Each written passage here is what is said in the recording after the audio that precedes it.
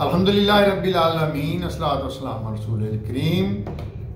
बहनों, भाइयों और बुज़ुर्गों, मेरा नाम डॉक्टर अबू अब्दुल्ला है और मैं इंटरनेशनल इस्लामिक यूनिवर्सिटी से क्वालिफाइड हूँ। अस्सलाम वालेकुम। ये एक मेडिकल साइंस के मुतल्लिका बात आज हम करेंगे, ब्रेस्ट फीडिंग इन कुरान। सूरह बकरा की 233 में अल्लाह ने फरमाया है कि माएँ दूध पिलाएं अपने बच्चों को पूरे 2 साल। अच्छा, हम देखते हैं कि ना सिर्फ इंसानों में बल्कि वो भी जानवर जिनको हम मैमल्स मेडिकली कहते हैं, उनमें अल्लाह ताला ने उनकी थनों में या मर्दों मतलब इंसानों के और इंसान औरतों में छातियों में दूध उसी वक्त उतरना शुरू हो जाता है जब बच्चा पैदा होता है, जब माँ के पेट से बच्चा पैदा होता है। ये कुदरत का अजीब निज़ाम है। इसमें किसी इंसान की ज़रूरत ही नहीं है, किसी भी इंसान की, किसी डॉक्टर की ज़रूरत ही नहीं है। तो ये सारा अमल खुद ब खुद ऑटोमेटिकली शुरू हो जाता है। अच्छा, हम देखते हैं कि आजकल के मॉडर्न ज़मानों में ये जो औरतें हैं, ये डॉक्टरों के फैशन के लिए ये दूध नहीं पिलाती। अव्वल तो वेस्ट में तो ये रिवाज हो गया है कि वो बच्चा ही नहीं पैदा करती, लेकिन बार बार बच्चा हो भी जाए तो अपनी ब्रेस्ट को स्मार्ट रखने के लिए वो दूध नहीं पिलाती। तो उसके नतीजे में हम आगे देखेंगे कि क्या क्या औरत को प्रॉब्लम्स होते हैं। और दूध ना पिलाने से और दूध पिलाने से और माँ बच्चों को ही नहीं, माँ को भी कौन कौन से फायदे होते हैं, माँ को भी कौन कौन से फायदे होते हैं। तो ये जो अमल है ये अल्लाह ताला के बहुत ही एक उसकी फबई आलाए अल्हम्दुलिल्लाह रब्बिकुमा तुकज़्ज़िबान। तो अल्लाह ताला कहता है कि मेरी कौन कौन सी नेमत को जुटलाओगे। तो दोस्तों, ये आज का मौजू है कि ब्रेस्ट फीडिंग और कुरान। तो जैसे मैंने आयत पढ़ी है सूरह बकरा की 233 के माएँ 2 साल दूध पिलाएं। अच्छा, ये मुद्दत आगे पीछे भी लोग कर लेते हैं, ये हो जाती है, माएँ कर लेती हैं, लेकिन 2 साल में एक सबसे बड़ी खूबसूरत फिलॉसफी ये होती है कि उसमें जब तक बच्चा दूध पीता रहता है माँ का, उस वक्त तक माँ को माहवारी नहीं आती। यानी माहवारी जो है, जो पीरियड्स जिसको कहते हैं अंग्रेजी में मेंसेस कहते हैं, वो उस वक्त तक नहीं आते। तो होता ये था, अब नहीं है, पहले ये होता था कि 2 साल बाद बच्चे की पैदाइश हो जाती थी, विच वॉज टोटली नॉर्मल। माएँ जो है वो 2 साल के बाद फिर वो बच्चा पैदा हो जाता था। क्यों? मेंसेस खत्म हो जाते थे।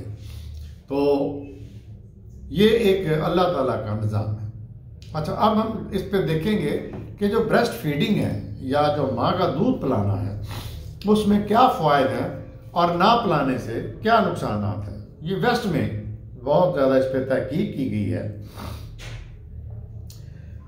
जो ब्रेस्ट फीडिंग है इससे इकोनॉमी में 1 साल में $300 बिलियन का इकोनॉमी को फायदा होता है।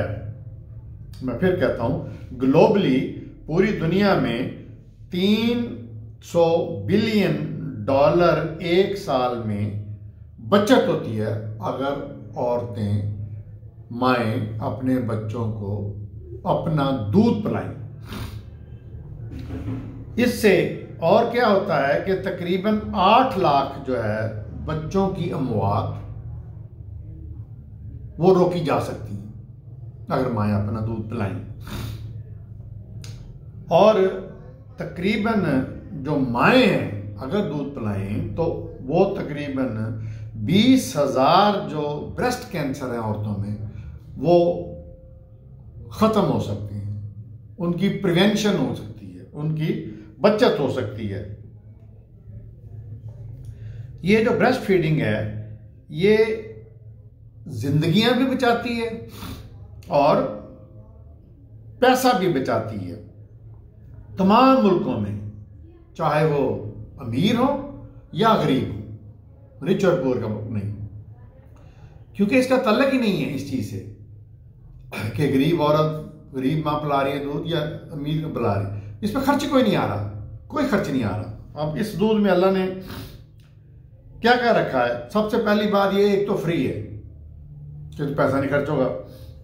दूसरा ये कि ये टोटली न्यूट्रिशियस है।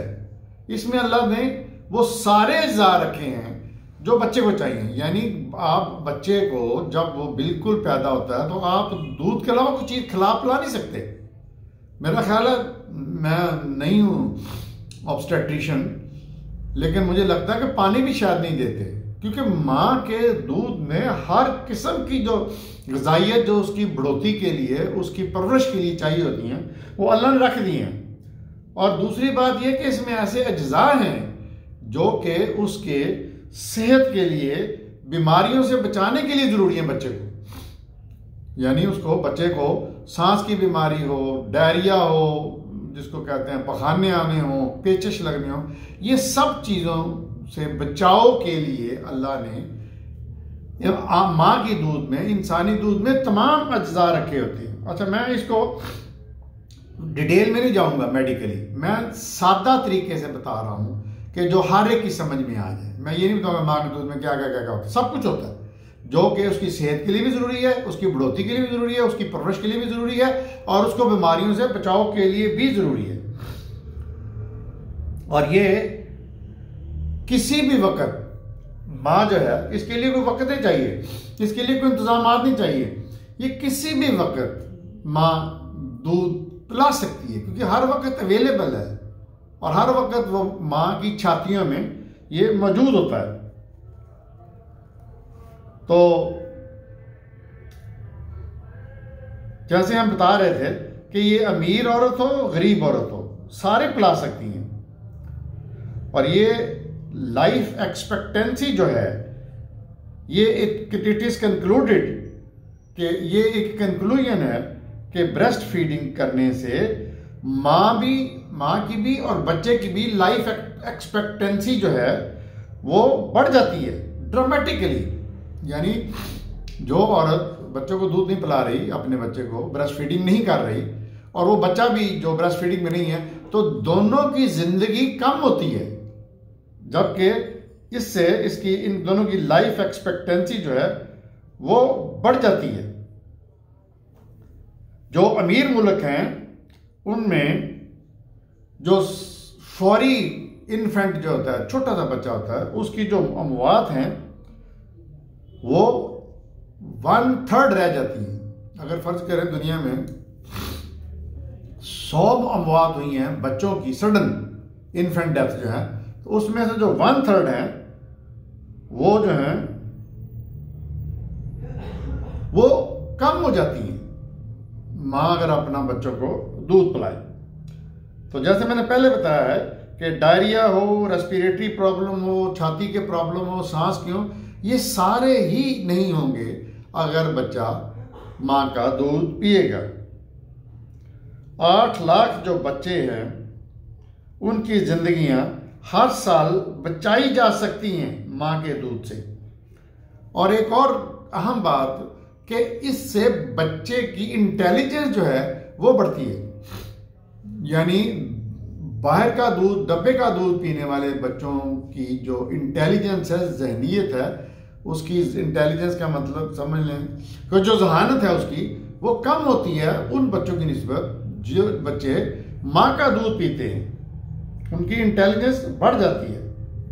पिछले साल एक स्टडी में जो कि लैंसेट ग्लोबल हेल्थ जर्नल ने की थी, उसमें बताया गया था कि ये जो जवान जब बंदा हो जाता है तो उन लोगों में जहानत ज्यादा थी जिन्होंने अपनी माँ का दूध पिया हुआ था। ये स्कूलिंग में जाके उन्होंने की, तो इर्रेस्पेक्टिव फैमिली बैकग्राउंड क्या थी, तो इंटेलिजेंस लेवल जो है वो माँ का दूध पीने वालों का ज्यादा होता है।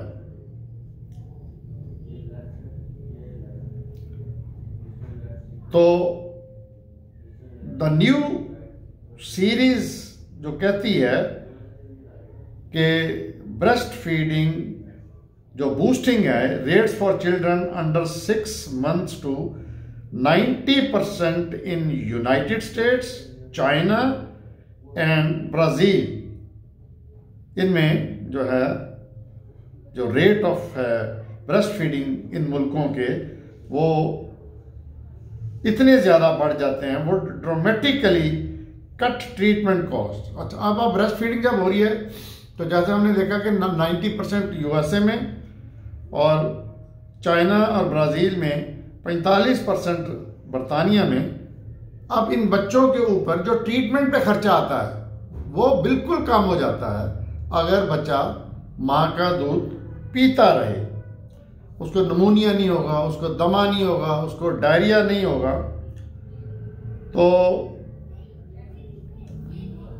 और जो औरतें जो हैं जो दूध पिलाती हैं अपने बच्चों को, उनमें बहुत कम ब्रेस्ट और ओवेरियन कैंसर, जो ओवरी का कैंसर होता है और छाती का जो कैंसर है, वो ड्रास्टिकली वो ख़त्म हो जाता है, कम हो जाता है। एस्टिमेटेड ये है कि 20,000 औरतों की अमवात को, जो माएँ दूध पिला रही हैं बच्चों को, उनकी ये जो है ब्रेस्ट कैंसर और ओवेरियन कैंसर से जो अमवात हो रही हैं उनको रोका जा सकता है। तो दोस्तों, हमने देखा है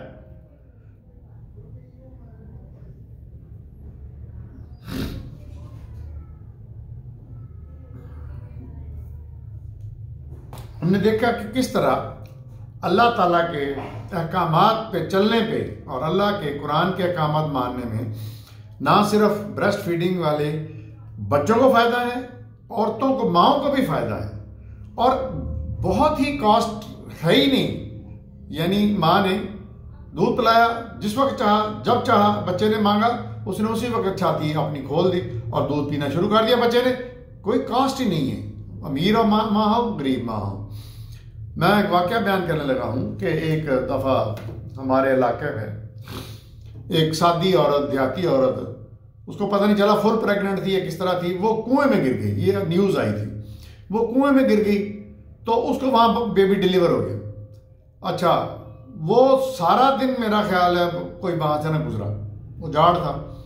तो काफ़ी देर के बाद एक काफिला सा गुजरा वहाँ से, तो वो औरत ने आवाज़ लगाई, चीखी, तो काफिले वालों ने देखा कि नीचे एक औरत और एक बच्चा कुएं में गिरे हुए हैं।